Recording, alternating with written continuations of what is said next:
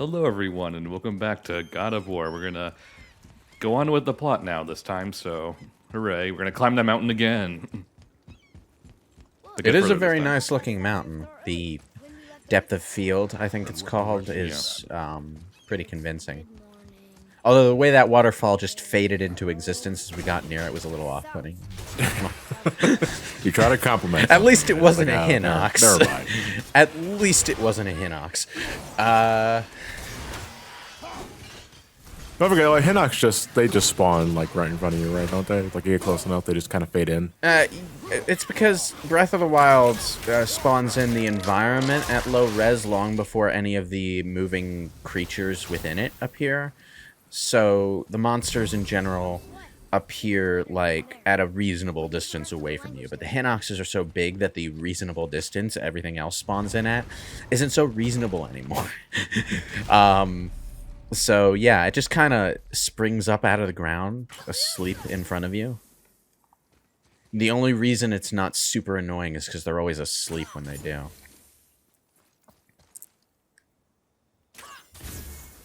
Yeah. Ooh, thingy.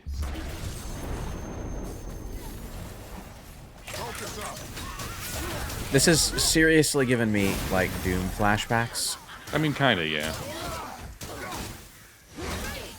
The little challenge like, arena things that you just pop open. Yeah, just like an oddly less slimy version of that. He's slimy? Also, Kratos takes a lot longer to do his glory kills. You can tell he's having fun. Just pulls out a random chainsaw. I mean, he would use one if there were any around, so... Alright, Actually, I don't think, like, if Kratos was brought to the modern age, like, what weapon would he veer towards? Assuming he didn't have the Blades of Chaos. And, Wasn't that, like, axe. basically the plot of the second Lords of Shadow game? That was kind of like the... Okay, yeah, that was a twist of the first game, and then in the second game continued on with that. Yeah.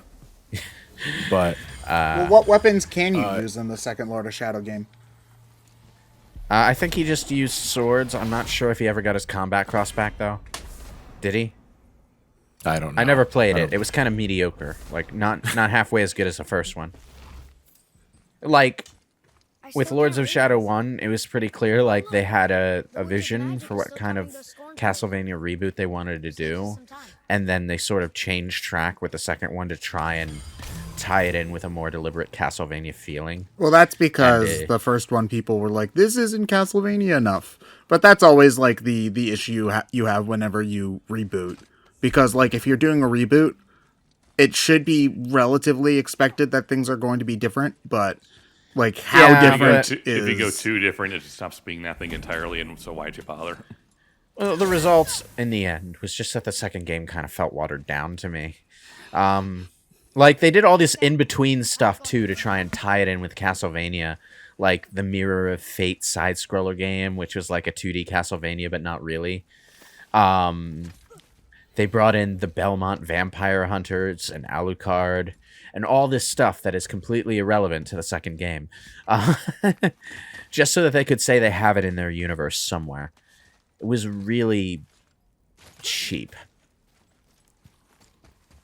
But at least the first game was good. I still contend that it's a really good God of War game. Also very pretty. What speaks to you? The boy, usually.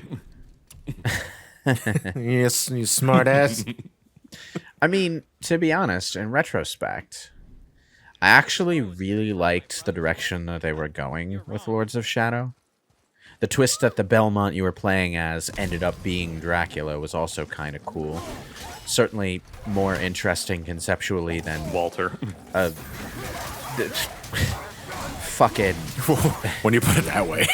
I mean, fucking that's his Matthias name. Conquest. Yeah. Walter is the vampire that Dracula got the Redstone from. Dracula in canon is Matthias Conquest, this character who's mentioned in the opening crawl and then appears for like 30 seconds at the end of the game. I'm more talking about Lament of Innocence. Okay, you're Lament gonna of have to. Innocence. Yeah, that's- Okay, I'm hold talking on, about- hold on. I'm talking about Lament of Innocence. Walter was the vampire that ruled the castle, and Leon Belmont had to take him down.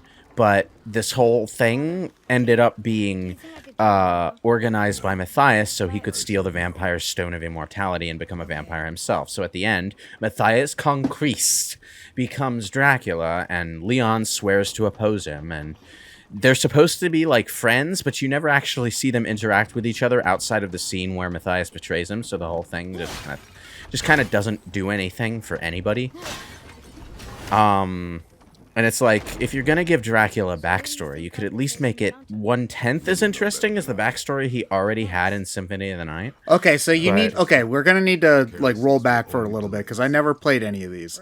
What game is all of this from? Lament of Lament Innocence of is Innocence. a PS2 game that is sort of like a proto God of War in some ways, because it does like It's kinda like- the character action. Like chronologically, I think it was like the first. It's more like Castlevania a game. cheap Devil May Cry clone that just happens to have a whip. But, like, Yeah, I would say it's more accurate to pick up Devil May Cry. Yeah, because it was around that time. It's just the way that the combat is presented and the way that it functions mechanically. It's all very Devil May Cry. Banger soundtrack. But like, of but course. like mythologically within the Castlevania timeline, Lament of Innocence is basically the Skyward Sword. It's an unnecessary prequel to characters who already had a perfectly satisfying introductory backstory, and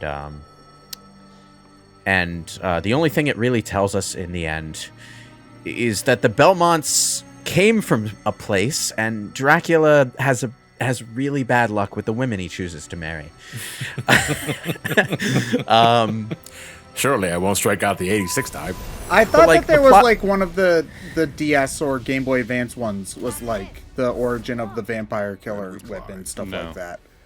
No, No, you're thinking of Portrait of Ruin, and that wasn't so much the origin of the vampire killer. It's more like the mention of the vampire killer lineage. Yeah. where if you're not a You Belmont, can't use it. you can. Yeah, you it- can't. Well, you can use it, but it will kill. Well, you. the whole Morris family plotline is weird in that it's meant to sort of tie Castlevania in with the original Dracula novel. They chose a weird one to do it because Quincy Morris in the original Dracula novel really is just kind of there, and he's just like a stereotype of American circa like 1800. Yeah. He's just like a But random he does- cowboy who can't help but shoot his gun all the time. And Yeah, but he does have the dubious honor of being the one who finishes Dracula. So yeah, and you then know. he dies. Yeah, It's like I so don't get why the- he has to be the one who kills. Like honestly, Mina Harker should have been the one to kill Dracula if we look at the arc of the story. But you know, whatever. Yeah, but you know, female character in a really old novel. What do you expect? I mean, hey, it's public domain. We can do whatever the hell we want with him, like have him cross over with Winnie the Pooh. And publishers can't. Vampire killer. Publishers can't stop you.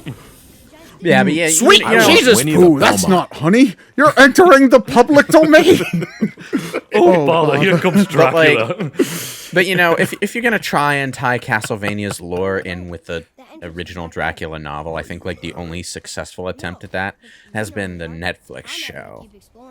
Without going into the actual spoilery element of this, spoiler alert: Dracula isn't dead forever. What? So he ends up at the end of the series. You're making that up. He at the end of the series, I won't spoil the fun part of how this comes about and why he does it, but at the end of the series, he winds up going to the place where, like, I think either the Dracula novel starts or the place where the author lived. I don't remember which one of the ones it was, but basically he mentions this place he's going to go, and if you like know the Dracula novel, then you know it's a place related to the Dracula novel. And that's, you know, that's a fun callback. It also like ensures that Dracula will be in the place where the novel where the novel happens, without necessarily trying to tie the novel in with the Belmonts and that craziness. I mean, you got to set up Rondo of Blood somehow. Does Rondo of Blood tie in with Or the novel? whatever the show is going with. No, in well, Rondo the of Blood showrunner, anyway. the showrunner said the next thing they're going to be doing is Richter. Oh, okay. They're skipping but Simon. it can't entirely. be. It can't be one-to-one. Honestly, where the Netflix show ends off, they're gonna have to really work to make a Rondo of Blood storyline happen. Simply because, okay, in the games, the basic gist of it is that Dracula becomes a no-holds-barred Satan worshiper after his second wife dies. And he never has any sympathetic angle after that. It's a tragic backstory, but he's pretty much transparently a villain forever. The place Dracula ends the story at in the Netflix show is a lot more human, so making him the villain again would be challenging. I don't think they're going to. Like, if I'm being real, I don't think we're going to have a villain this Dracula. We're gonna have Morbius. Morbius? You know, it's like, because you can't do the Lisa thing again, because you did that already with the beginning of the Netflix show. And they already used up Carmilla, so yes. So I think we're gonna get anti-hero Dracula. Like, I think that's where they're going. that would be interesting. Yeah. The Belmont's the villain for this next show. Oh, I don't so see so Richter Belmont as being the villain. He's pretty stereotypical. Well, a vampire hunter, I should say. Well, I mean- like, maybe it won't even be a Belmont. By the time the show starts, maybe he's already possessed by the ghost of Shaft. Well, there's also the question of where Trevor Belmont and Sifa ended up at the end of the show. I mean, by the time you get to Richter, they're already dead. But Yeah, I know, but that leaves the Belmont line in a specific location with a direct connection to Alucard.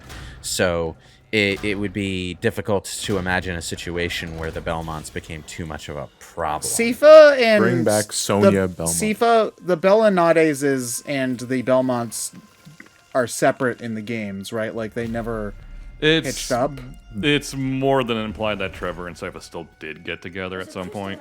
Yeah, at the they end, if you beat the game with Sypha as your partner, in the ending, Sypha takes her hood down, reveals that she's a woman, and Trevor's got his arm over her shoulder as they watch the castle crumble. You know, so there's a romance. Very implied there, romantic. Yeah. It's just 8-bit storytelling. Yeah, Trevor and Sypha do end up getting together. In the games, okay. Poor Grant. Maybe. Poor Grant, though. Yeah, Grant is just... He just gets referenced with a line of dialogue about a boat with wheels on it, and that's all he gets throughout the entire show. Well, I mean, he doesn't do anything. Well, no, he doesn't was add anything to the basically story. he was recreated. The woman from the Danasty village, I forgot her name, is basically that series. Grant. Well, I mean, Grant has an interesting concept to his character. He just kind of got screwed over in the Western localization, where, in the Japanese version of Castlevania 3, he could throw knives as his regular attack. That made it pretty useful, combined with it was wall infinitely climbing. better than his American counterpart. The American counterpart made it so that he could use knives as a sub-weapon instead. So, basically useless. Apart from the wall climbing, but then Alucard can turn into a fucking bat, so... Yeah. Basically. Grant does get a mention, 2 mentions actually, in the first episode of Season 3, where both Alucard and a villager complain about some guy who has wheels on his boat. But, in Castlevania 3's story, Grant is actually, a rebel who was fighting against Dracula and got turned into some sort of undead thrall thing. Yeah, I was going to say. and- I don't know exactly how you describe what he did. and Trevor frees him, and he joins Trevor in the fight. So, conceptually, he's got a lot going on that they could have. Yeah, used that for could one. have that has story potential. It's Yeah, I think the reason they didn't is because they wanted to focus more on the vampire politics, and the main characters cast was already fairly full with just 3 characters. So, can you imagine them sitting around the Belmont hold for 4 episodes with a 4th character added in?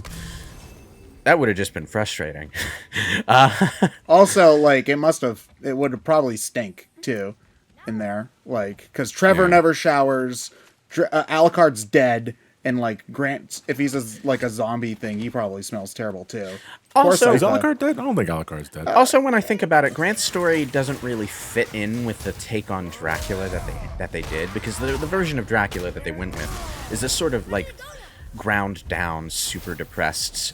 I don't really care about the details of this war. Well, I mean, anymore. he did massacre Wallachia.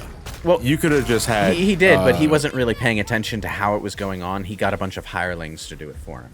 Right, but but he's still the cause of it. Though. Yeah. So you could have had Grant say like. Yeah, my point is like there's not really a natural place in that particular storyline for the thing that happens to Grant to happen. You would have to have had that story happen with one of the other vampires, and that would have taken the time away from the subplot where half of the vampires were getting ready to betray Dracula. So. So they are making a 5th season, though? At some point. It probably isn't a 5th season so much as a sequel series. a new series. Yeah, I was gonna say like a sequel series. Okay, but if it's called Castlevania 2 Season 1, I'm gonna punch someone. Oh my god! It's probably going to be Castlevania subtitle of the subtitle. Castlevania. Oh no, they can go for the European Bloodlines reference. They can call it the New Generation. Do they really call Bloodlines New Generation and like it's some sort of 1980s TV show? Do you like Jason 4? Oh, I was, like Friday the 13th. I would have Part 4 or some of this shit. I would have gone for Star Trek before any of that, but okay. Like it's just like New Generation is like the kind of thing you saw. Not really. I mean more like the 2000s reboot of a 1980s TV show like Transformers. Well, I mean, the Castlevania series' Japanese titles are always bonkers. The series is called Dracula X. Well, that was only starting with Rondo of Blood. Rondo of Blood and Beyond, they used the Dracula X moniker. Before it was Akumajo Dracula. Castlevania 3 was Akumajo Densetsu, which is literally just like the Legend of Dracula or Legend of Castlevania. Really? Okay. Yeah. Well, I don't know. What do you like better? Like, do you like Castlevania? Do you like Dracula X? Dracula X. I like it when combinations of words have sensible meanings, and yeah, because I don't know what Dracula X is supposed to signify. I'll take any of the goddamn Dragon Quest subtitles over that shit. Listen, sorry. Dracula X, Dracula rides down a spike. At least the Dragon Quest subtitles mean something, They take That's what I'm saying. They take 30 minutes to read, but they mean something. Yes, that's what I mean. I like it when combinations of words have meaning. I'm not so much of a fan of stuff like Fate Stay Night. What the fuck does that mean? Okay, John. That's just three vaguely dramatic sounding words. Question. So who would be the Zero to Dracula's X? Oh, Dracula X? God. Yeah. Dracula standing on top of a mountain Dracula's wondering why X? vampires and humans must fight. It's because vampires eat humans, it's Dracula. it's Aurochs, but nobody talks about Aurochs. Actually, Aurochs would be Axel. The Netflix Castlevania series delves into the territory of vampires actually being able to survive on animal blood. Oh, like Buffy the Vampire Slayer. Oh yeah, I mean, it's like 9/10 of the reason Godbrand gets killed by Isaac is that he gets so impatient drinking pig's blood that he goes and mouths off to Isaac and Isaac just murders him. On that note, wow, I can't believe it took me this long to mention that they brought Isaac into the Castlevania show. Yeah, they brought in a lot of weird characters from like the other PS2 games. games. Yeah. Curse of Darkness is the game that Isaac and Hector come from, and their plot in Castlevania's Netflix show does not resemble their plot in Curse for the better. Yes. Yeah, I was gonna say because I did not care for Hector, Isaac especially. Like, holy shit! Like, you talk about a 180. Isaac is just in terms of anime villain number 2074. Yeah. Like his with unfortunate like gay panic undertones. That's kind of thing that ages Curse of Darkness pretty bad. But that's. It's like that's why I like Isaac a lot more in the show. Yeah, Isaac and Hector were done so well. I just like.